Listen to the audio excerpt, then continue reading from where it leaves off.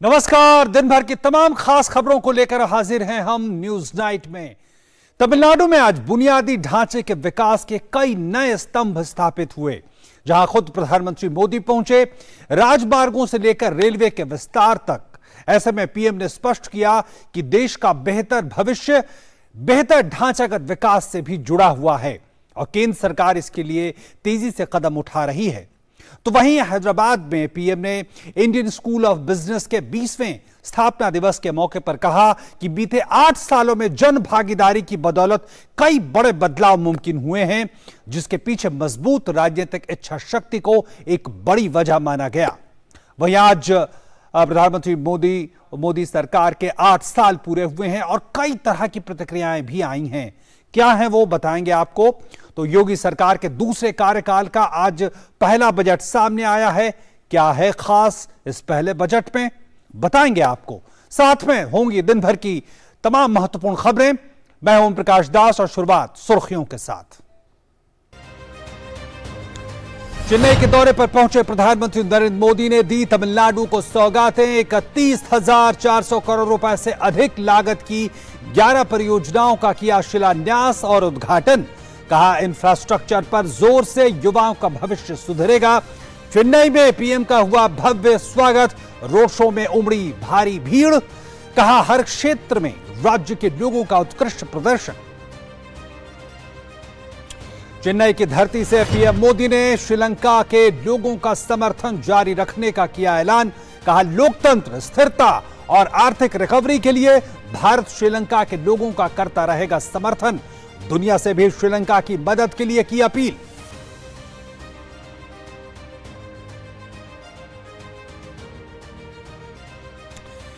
PM Modi ने Indian school of business Hyderabad के 20 साल पूरे होने पर आयोजित कार्यक्रम में लिया हिस्सा। कहा 2014 के बाद से देश में राजनीतिक इच्छा शक्ति की वजह से हो रहे हैं लगातार रिफॉर्म। भारतीय युवाओं के कौशल को सराहा। कहा हमारे युवा ये साबित कर रहे हैं कि वो दुनिया को लीड कर सकते हैं। हैदराबाद में आयोजित रैली में पीएम का टीआरएस पर निशाना। कहा एक परिवार की ओर से राज्य के विकास के सपनों को कुचलने के लिए नहीं हुआ था तेलंगाना का गठन। परिवारवाद को बताया विकास के रास्ते में बाधक। कहा सत्ता में आने पर सिर्फ अपनी तिजोरियां भरती हैं ये पार्टियां। अंधविश्वास पर भी किया करारा वार। मोदी सरकार के पूरे हुए 8 साल, कांग्रेस के आरोपों पर बीजेपी का पलटवार। कहा हर मोर्चे पर आगे बढ़ा देश, भारत का कद हर जगह बढ़ा। किसी को अगर ये सब कुछ दिखाई न दे तो ये नजर की दिक्कत है या फिर देखने वाले की।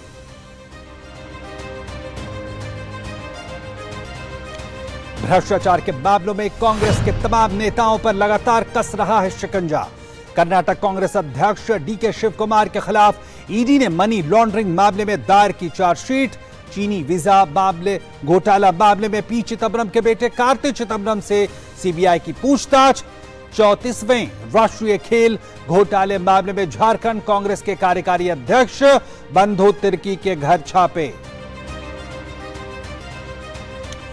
यूपी में योगी 2.0 सरकार का पेश हुआ पहला बजट। महिलाओं, युवाओं और किसानों पर फोकस। प्रदेश के लिए 1 ट्रिलियन अर्थव्यवस्था की ओर बढ़े मजबूत कदम। मुख्यमंत्री योगी आदित्यनाथ बोले प्रदेश के समग्र विकास के विजन का है budget. Asia cup hockey tournament में भारत ने इंडोनेशिया को दी शिकस्त। करो या मरो के मुकाबले में इंडोनेशिया पर दर्ज की 16-0 की धमाकेदार जीत। सुपर 4 में बनाई जगह।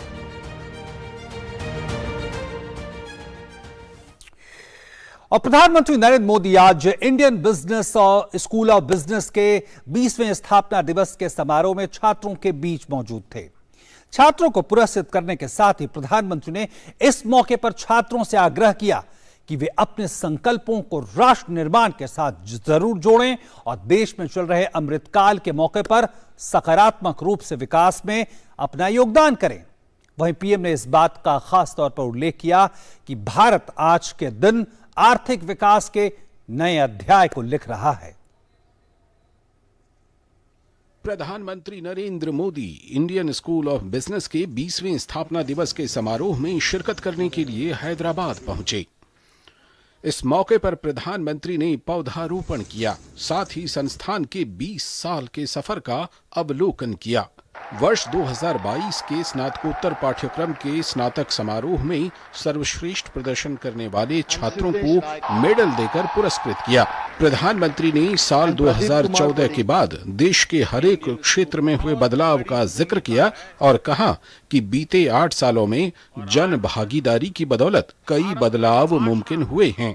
प्रधानमंत्री ने बन रहे नए भारत के पीछे मजबूत राजनीतिक इच्छा शक्ति को एक बड़ी वजह माना। देश में चाहे ईज ऑफ डूइंग बिजनेस के लिए अभियान हो, 1,500 से ज्यादा पुराने कानूनों और हजारों कंप्लायंसेस को समाप्त करने का काम हो, टैक्स के अनेकों कानूनों को समाप्त करके जीएसटी जैसी पारदर्शी व्यवस्था का निर्माण हो,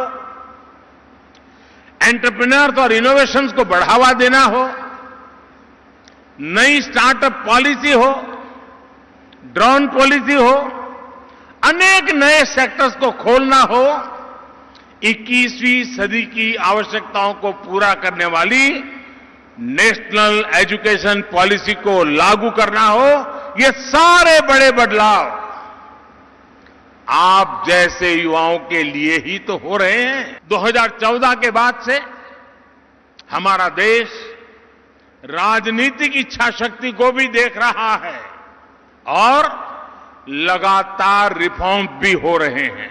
पीएम मोदी ने संस्थान से जुड़े प्रतीक चिन्ह और आईएसबी के माई स्टैंप को भी जारी किया। उन्होंने कहा कि दुनिया में भारत की साख बढ़ रही है। अब पूरा विश्व एक नए सम्मान के साथ भारत की ओर देख रहा है। उन्होंने देश के युवाओं से आह्वान किया कि मौजूदा अवसर का लाभ उठाएं और हर एक क्षेत्र में भारत को नेतृत्व प्रदान करें। आज दुनिया भारत को, भारत के युवाओं को और भारत के प्रोडक्ट्स को एक नए सम्मान और नए भरोसे के साथ देख रही है और इसलिए हम अक्सर इंडियन सॉल्यूशंस को ग्लोबली इंप्लीमेंट होते हुए देखते हैं। प्रधानमंत्री ने इस मौके पर छात्रों से आग्रह किया कि वे अपने संकल्पों को राष्ट्र निर्माण के साथ जरूर जोड़ें और देश में चल रहे अमृतकाल के मौके पर सकारात्मक रूप से विकास में योगदान करें। छात्र भी प्रधानमंत्री की बातें सुनकर प्रेरित हुए और देश के विकास में योगदान देने की बात कही। हम लोग भी मोटिवेट हुए और हमारी जो सारी सहपाठी हैं वो भी मोटिवेट हुए। तो इन्हीं चीज़ों को छोटे छोटे स्टेप से अगर हम चलें तो हम इस देश को बहुत बड़ा बना सकते हैं। एस्पिरेशनल डिस्ट्रिक्ट्स की बात हुई, ब्लॉक लेवल पे डिस्ट्रिक्ट डेवलपमेंट की बात हुई, तो इन सब चीज़ों के बारे में अगर हमारे को पता होगा तो आने वाले वर्षों में जो पॉलिसीज चाहिए वो हम बना पाएंगे और ऐसी पॉलिसीज जब बना पाएंगे जो रियल में इम्प्लीमेंट हो सकती हैं और जिनका रिजल्ट कुछ आएगा। भारत आज के दिन आर्थिक विकास के नए अध्याय लिख रहा है। ऐसे में प्रधानमंत्री मोदी ने युवाओं से आग्रह किया कि वे छोटे उद्यमियों को बढ़ावा दें और भारत को आर्थिक महाशक्ति बनाने के लिए नवोन्मेष को अपनाएं। साथ ही प्रधानमंत्री ने छात्रों से आग्रह किया कि वे अपने संकल्पों को राष्ट्र निर्माण के साथ जरूर जोड़ें ताकि भारत विकास की राह पर तेजी से बढ़े। ब्यूरो इनपुट्स के साथ विशाल बैरिस्टो की रिपोर्ट, डीडी न्यूज, हैदराबाद। और इंडियन स्कूल ऑफ बिजनेस के छात्रों को भारत के प्रधानमंत्री नरेंद्र मोदी का आह्वान सचमुच प्रेरणादायी लगा। हमारे संवाददाता विशाल बैरिस्टो से खास बातचीत में पूर्व मुख्य आर्थिक सलाहकार ने यह माना कि आईएसबी के छात्रों के लिए पीएम मोदी का गुरु मंत्र रिफॉर्म, परफॉर्म और ट्रांसफॉर्म आने वाले 25 सालों में देश की दिशा और दशा तय करेगा।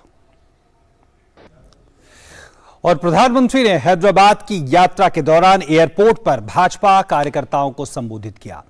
इस मौके पर कार्यकर्ताओं में गजब का उत्साह दिखाई दिया। उन्होंने परिवारवाद की राजनीति को युवाओं और प्रतिभाशाली लोगों के लिए नुकसानदायक बताया। साथ ही तेलंगाना की मौजूदा सरकार के मुखिया के चंद्रशेखर राव पर कटाक्ष किया और कहा कि जो मुख्यमंत्री अंधविश्वास को मानता हो वो राज्य का विकास क्या करेगा।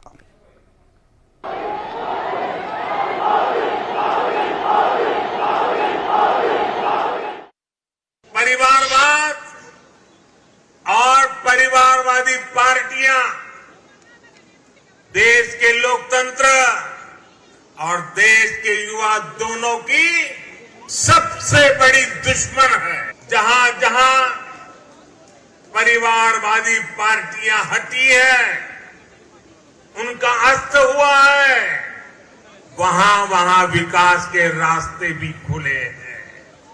अब इस अभियान को आगे बढ़ाने की जिम्मेदारी तेलंगाना के मेरे प्यारे भाई और बहनों की है, तेलंगाना की जनता की है। अंधविश्वास को इस प्रकार से तवज्जो देने वाले लोग तेलंगाना को, उसके भविष्य को कभी संवार नहीं सकते हैं। भाइयों बहनों, ऐसे अंधविश्वासी लोगों से हमारे तेलंगाना को हमें बचाना है।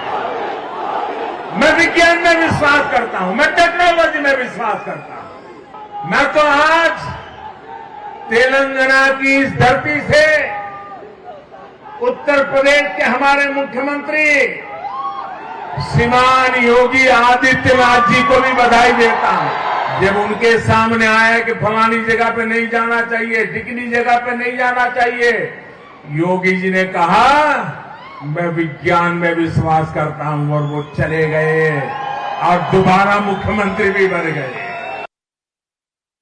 हमने गरीब को देश की आर्थिक मुख्य धारा से जोड़ने का संकल्प लिया। हमने गरीब माताओं बहनों को धुएं से आजादी देने की बात कही। उनके नाम पर उन्हें पक्का घर देने की बात करी। तेलंगाना के गरीब, दलित, पिछड़े, आदिवासी और महिलाओं को भी इन योजनाओं के लाभ का पूरा अधिकार है। लेकिन दुर्भाग्य से यहां इन योजनाओं के नाम बदलकर इन पर भी सियासत हो रही है। आप सियासत करिए, जनता के दिलों से न नाम हमारा हटा सकते हैं, न हमारा नाम मिटा सकते हैं। ये लड़ाई तेलंगाना के सम्मान, स्वाभिमान और पहचान की भी है। पिछले दिनों अलग अलग चुनावों में भाजपा की जीत इस बात का स्पष्ट संकेत है कि तेलंगाना में अब भाजपा तय है। 21वीं सदी का नया भारत, आत्मनिर्भर भारत और मेक इन इंडिया के सपनों को लेकर आगे बढ़ रहा। आज हम दुनिया के तीसरे सबसे बड़े स्टार्टअप इकोसिस्टम है। अभी कुछ दिन पहले ही भारत का 100वां यूनिकॉर्न हमारे सामने आया है। हमारी इस ग्रोथ स्टोरी का सबसे बड़ी भूमिका टेक्नोलॉजी की है। टेक्नोलॉजी का नेतृत्व दे रहे हैं हमारे युवा नौजवान साथी। आज जब प्रधानमंत्री नरेंद्र मोदी चेन्नई पहुंचे तो ऐसा लगा उनके प्रशंसक उनके स्वागत के लिए सड़कों पर उतर आए हैं। इतना ही नहीं, उनके इस दौरे ने राज्य के बुनियादी ढांचेगत विकास में कई मील के पत्थर को स्थापित किया। इसके साथ ही पीएम ने साफ किया कि बेहतर भारत बेहतर ढांचागत विकास के बिना नहीं संभव हो सकता। वहीं प्रधानमंत्री ने श्रीलंका को लेकर भी कहा कि भारत श्रीलंका की स्थिरता, मजबूत लोकतंत्र और आर्थिक विकास के लिए सहयोग और समर्थन देता रहेगा।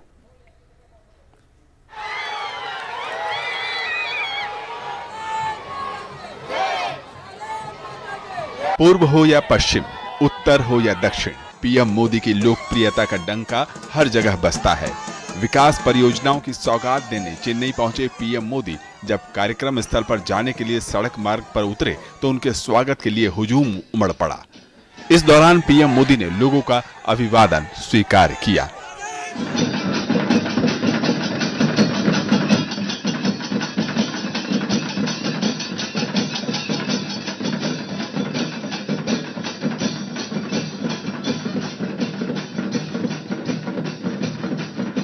प्रधानमंत्री नरेंद्र मोदी ने चेन्नई के JLN इंडोर स्टेडियम में 31,400 करोड़ रुपए से अधिक लागत की 11 परियोजनाओं को राष्ट्र को समर्पित व शिलान्यास किया। इन परियोजनाओं से इस इलाके में सामाजिक आर्थिक समृद्धि में उल्लेखनीय सुधार करने में मदद मिलेगी। इन परियोजनाओं का कई क्षेत्रों पर परिवर्तनकारी प्रभाव पड़ेगा और इनसे रोजगार के अवसर पैदा करने में भी मदद मिलेगी।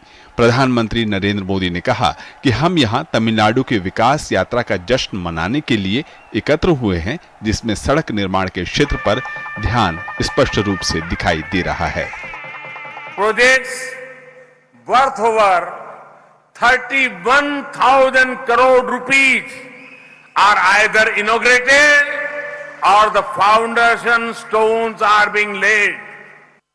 The focus on road construction is clearly visible.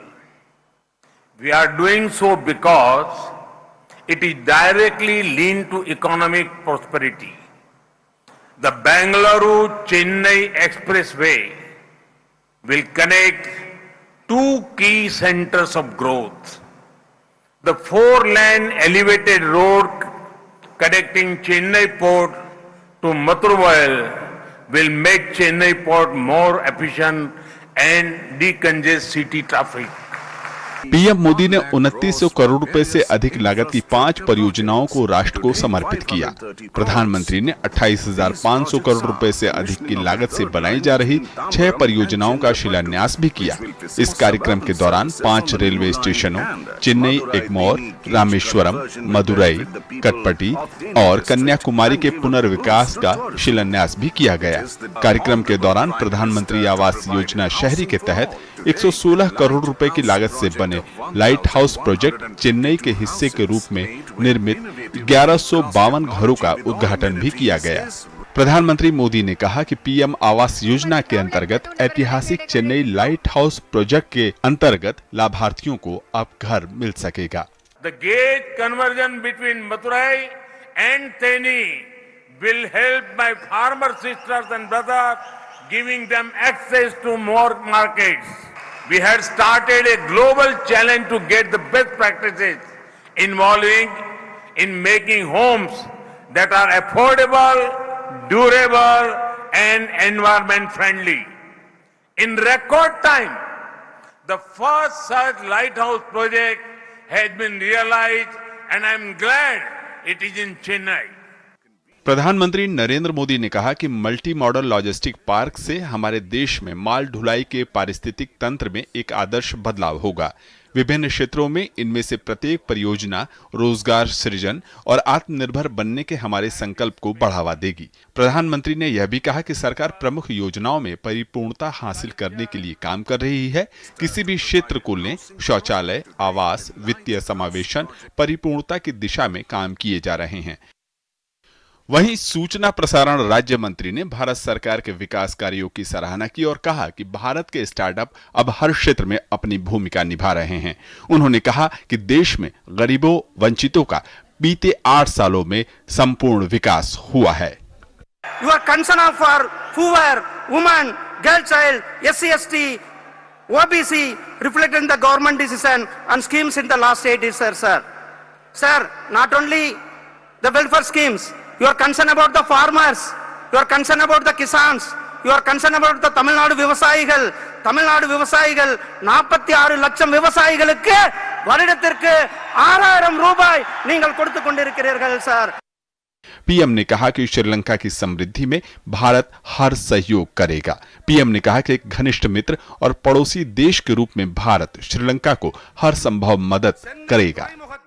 Many Indian organizations and individuals have sent assistance for their brothers and sisters in Sri Lanka, including Tamils in the north, in the east, and in the upcountry. India has also spoken strongly in international fora for extending economic support to Sri Lanka. India will continue to stand with the people of Sri Lanka and support democracy, stability and economic recovery in Sri Lanka. प्रधानमंत्री नरेंद्र मोदी ने तमिल संस्कृति की तारीफ की। उन्होंने कहा कि तमिलनाडु में वापस आना हमेशा शानदार होता है। यह भूमि विशेष है। इस राज्य की जनता, संस्कृति और भाषा बेजोड़ है। उन्होंने कान फिल्म महोत्सव के दौरान केंद्रीय मंत्री एल मुरुगन के रेड कारपेट पर चलने का जिक्र किया और इसे तमिल गौरव के साथ जोड़ा। केंद्र की नरेंद्र मोदी सरकार के 8 साल आज पूरे हो गए हैं। 2014 में आज ही के दिन नरेंद्र मोदी ने देश की कमान संभाली थी। गुरुवार को बीजेपी ने मोदी सरकार के 8 साल पर कांग्रेस के आरोपों पर पलटवार किया और कहा कि मोदी सरकार में हर मोर्चे पर देश आगे बढ़ा है। किसी को अगर यह सब कुछ दिखाई न दे तो यह नजर की दिक्कत है या फिर देखने वाले की। कांग्रेस पार्टी के द्वारा जो अपरिमित ज्ञान उनके विदेश भ्रमण और गमनागमन में निमग्न नेता के द्वारा प्राप्त होता है, तो मुझे ऐसा प्रतीत होता है कि वह उत्तरोत्तर उस अवस्था की तरफ बढ़ते चले जा रहे हैं जहां पर कि उनकी प्रासंगिकता और आवश्यकता पूरी तरीके से समाप्त होती जा रही। प्रधानमंत्री श्री मोदी जी के नेतृत्व में चलने वाली सरकार की कुशल नीतियों के चलते हुए भी हमारी ग्रोथ रेट इन्फ्लेशन रेट से ज्यादा है। आज भी भारत की ग्रोथ रेट 8.5% लेटेस्ट आंकड़े के हिसाब से और इन्फ्लेशन रेट 7.5% है। उत्तर प्रदेश के वित्त मंत्री सुरेश खन्ना ने विधानसभा में राज्य का बजट 2022-23 पेश किया, जो अब तक का सबसे बड़ा और पेपरलेस बजट है। यह योगी सरकार के दूसरे कार्यकाल का पहला बजट है, जिसका आकार 6.10 लाख करोड़ रुपए से ज्यादा का है। इस बजट में किसानों, महिलाओं और युवाओं पर फोकस किया गया है। मुख्यमंत्री योगी आदित्यनाथ ने कहा कि बजट प्रदेश की 25 करोड़ जनता की आकांक्षाओं और प्रदेश की समग्र विकास को ध्यान में रखकर तैयार किया गया। उत्तर प्रदेश में मुख्यमंत्री योगी आदित्यनाथ के दूसरे कार्यकाल के पहले बजट में किसानों के उत्थान, नए मेडिकल कॉलेजों की स्थापना, राज्य को सांस्कृतिक हब बनाने, कानून व्यवस्था को मजबूत बनाने, गरीबों के सामाजिक उत्थान जैसे मुद्दों पर ध्यान दिया गया है। वित्त मंत्री सुरेश खन्ना ने लगातार छठी बार बजट पेश किया। इस बार बजट का आकार 6.10 लाख करोड़ रुपए से ज्यादा का है। पिछला बजट करीब 5.5 लाख करोड़ रुपए का था। मौजूदा बजट में किसानों, महिलाओं और युवाओं पर फोकस किया गया है। वृद्धावस्था पेंशन 500 से बढ़ाकर 1000 रुपए की गई है। 14 मेडिकल कॉलेज के लिए 2100 करोड़ रुपए और प्रधानमंत्री गति शक्ति योजना के लिए 897 करोड़ रुपए प्रस्तावित हैं। सूचना प्रौद्योगिकी और इलेक्ट्रॉनिक्स उद्योग नीति के तहत 5 साल में 40,000 करोड़ रुपए के निवेश और 4 लाख लोगों के लिए रोजगार सृजन का लक्ष्य निर्धारित रखा गया है। मेरठ में मेजर ध्यानचंद खेल विश्वविद्यालय की स्थापना के लिए 50 करोड़ रुपए की व्यवस्था प्रस्तावित है। किसानों की दुर्घटना में मौत या दिव्यांगता जैसी स्थिति में अधिकतम 5 लाख रुपए दिए जाने का प्रावधान है। बुंदेलखंड एक्सप्रेसवे, डिफेंस कॉरिडोर के किनारे विकास कार्य होंगे। ग्रीनफील्ड और इंडस्ट्रियल कॉरिडोर के लिए 500 करोड़ रुपए और काशी विश्वनाथ राजघाट पुल के लिए 500 करोड़ रुपए दिए जाएंगे। बाढ़ नियंत्रण के लिए 2700 करोड़ रुपए का प्रावधान किया गया है। 3 महिला पीएससी बटालियन लखनऊ, गोरखपुर और बदायूं में गठित की जाएगी। मुख्यमंत्री योगी आदित्यनाथ ने कहा कि बजट को प्रदेश की 25 करोड़ जनता की आकांक्षाओं और प्रदेश की समग्र विकास व्यवस्था को ध्यान में रखकर बनाया गया है। उज्ज्वला योजना के अंतर्गत जो लाभार्थी परिवार हैं, उनको वर्ष में 2 रसोई गैस के सिलेंडर उपलब्ध करवाने की घोषणा, और वह बजट में उन्हें स्थान दिया गया है। अन्नदाता किसानों के लिए भामाशाह भाव स्थिरता कोष की स्थापना के लिए धनराशि एक फंड की स्थापना की गई है। यहां पे हम लोग पहले से ही एमएसपी का लाभ धान, गेहूं और अन्य फसली के लिए किसानों को उपलब्ध कराते रहे हैं। प्रदेश की योगी सरकार ने प्रधानमंत्री नरेंद्र मोदी के संसदीय क्षेत्र वाराणसी के लिए खजाना खोल दिया है। सरकार ने वाराणसी में अंतर्राष्ट्रीय स्टेडियम, श्री काशी विश्वनाथ मंदिर, राजमार्ग, महिला सुरक्षा, मेट्रो और नमामि गंगे परियोजनाओं के लिए करोड़ों रुपए जारी किए हैं। महाराष्ट्र के दापोली में प्रवर्तन निदेशालय ने आज राज्य के परिवहन मंत्री अनिल परब के कई ठिकानों पर छापेमारी की। वहीं झारखंड के पूर्व मंत्री और कांग्रेस नेता बंधु तिर्की के घर नेशनल गेम्स घोटाला मामले में आज सीबीआई का छापा पड़ा। तो वहीं एक कथित मनी लॉन्ड्रिंग मामले में कांग्रेस सांसद कार्ति चिदंबरम को गिरफ्तारी से 30 मई तक दिल्ली की एक अदालत ने अंतरिम सुरक्षा तो प्रदान की, क्योंकि कल ही कार्ति चिदंबरम के खिलाफ मामला दर्ज हुआ है। एक तरफ कांग्रेस आंतरिक घमासान और पार्टी नेताओं के साथ छोड़ने से जूझ रही है, तो दूसरी ओर कई राज्यों में कांग्रेस के नेताओं पर भ्रष्टाचार के कई मामलों में शिकंजा कसता जा रहा है। सबसे पहले अगर बात करें कर्नाटक की, तो प्रवर्तन निदेशालय यानी ईडी ने मनी लॉन्ड्रिंग से जुड़े मामले में कर्नाटक कांग्रेस अध्यक्ष डीके शिवकुमार और अन्य के खिलाफ चार्जशीट दायर की है। शिवकुमार वर्तमान में आयकर विभाग द्वारा दायर एक शिकायत के आधार पर ईडी द्वारा दर्ज किए गए मनी लॉन्ड्रिंग मामले में जमानत पर है। जांच एजेंसी ने सितंबर 2018 में शिवकुमार और अन्य लोगों के खिलाफ मनी लॉन्ड्रिंग का मामला दर्ज किया था। मामला कथित कर चोरी और हवाला सौदे के लिए बेंगलुरु की एक अदालत में शिवकुमार और अन्य के खिलाफ दायर आयकर विभाग के आरोप पत्र पर आधारित था। आयकर विभाग ने शिवकुमार और उनके सहयोगी पर 3 अन्य आरोपियों की मदद से हवाला चैनलों के माध्यम से नियमित रूप से बड़ी मात्रा में बेहिसाब नकदी का लेन देन करने का आरोप लगाया है। ईडी ने शिवकुमार को इस मामले में 2019 में गिरफ्तार किया था। इसके अलावा ईडी ने इस मामले में शिवकुमार की बेटी ऐश्वर्या और कांग्रेस विधायक लक्ष्मी हेबलकर समेत कई अन्य लोगों से भी पूछताछ की थी। बीजेपी ने जहां इस मामले में कांग्रेस पर हमला बोला है, तो वहीं डीके शिवकुमार ने कहा है कि उन्हें कानून में भरोसा है। उधर चीनी वीजा घोटाला मामले में कांग्रेस सांसद और पूर्व वित्त मंत्री पी चिदंबरम के बेटे कार्ति चिदंबरम गुरुवार को पूछताछ के लिए दिल्ली स्थित सीबीआई के हेडक्वार्टर पहुंचे। माना जा रहा है कि सीबीआई ने उनसे पूछताछ की। उधर दिल्ली की राउज एवेन्यू कोर्ट ने कार्ति चिदंबरम को अंतरिम राहत देते हुए 30 मई तक उनकी गिरफ्तारी पर रोक लगा दी है। सीबीआई ने हाल ही में कार्ति चिदंबरम के कई ठिकानों पर छापेमारी की थी। सीबीआई ने कथित अवैध लाभ हासिल करने के मामले में कार्ति चिदंबरम के खिलाफ मामला दर्ज किया है। इसी मामले में ईडी ने भी कार्ति चिदंबरम के खिलाफ मनी लॉन्ड्रिंग के मामले में केस दर्ज किया है। अगर बात झारखंड की करें, तो पूर्व विधायक और कांग्रेस के कार्यकारी अध्यक्ष बंधु तिर्की के पंडरा ओपी क्षेत्र के बनहोरा स्थित आवास पर सीबीआई की टीम छापेमारी हुई। गुरुवार की सुबह सीबीआई की टीम 34वें राष्ट्रीय खेल घोटाले मामले में उनके घर पहुंची और कागजात को खंगाला। सीबीआई ने हाईकोर्ट के आदेश पर 11 अप्रैल और 22 अप्रैल को राष्ट्रीय खेल घोटाले मामले में 2 एफआईआर दर्ज की थी। पहला मामला मेगा स्पोर्ट्स कॉम्प्लेक्स निर्माण में हुई अनियमितता से जुड़ा है, जबकि दूसरा मामला खेल आयोजन से जुड़े घपले घोटाले से जुड़ा है। हाल इस मामले की जांच एसीबी कर रही थी। इससे बंधु तिर्की गिरफ्तार भी किए गए थे और उनके खिलाफ चार्जशीट भी दाखिल की गई थी। वहीं कांग्रेस की सहयोगी शिवसेना के नेता भी जांच एजेंसी के निशाने पर है। महाराष्ट्र के दापोली में हुई एक प्रॉपर्टी की खरीदारी और उससे जुड़े लेन देन के मामले में प्रवर्तन निदेशालय महाराष्ट्र के परिवहन मंत्री अनिल परब के कई ठिकानों पर छापेमारी की। ईडी ने कुछ समय पहले अनिल परब को समन देकर पूछताछ के लिए भी बुलाया था। हालांकि पूछताछ के बाद देर शाम छोड़ दिया गया था। परब पर दापोली में एक प्रॉपर्टी खरीद कर बेचने के मामले में काले धन को सफेद करने का आरोप है और निदेशालय इसकी जांच कर रहा है। बीजेपी ने इस मामले में शिवसेना कांग्रेस गठबंधन पर निशाना साधा है। वो आरोप करने से उनको लगता है कि लोगों की सहानुभूति मिल जाए, लेकिन लोगों को भी मालूम है आज तक जितने भी छापे हुए वो सारे के सारे कोर्ट में खरे निकले और 6-6, 8-8 महीने से जमानत नहीं हुई है। लोगों को सारा मालूम है। कुल मिलाकर कांग्रेस और उनके सहयोगी दल भ्रष्टाचार से जुड़े मामलों में लगातार फंसते दिख रहे हैं।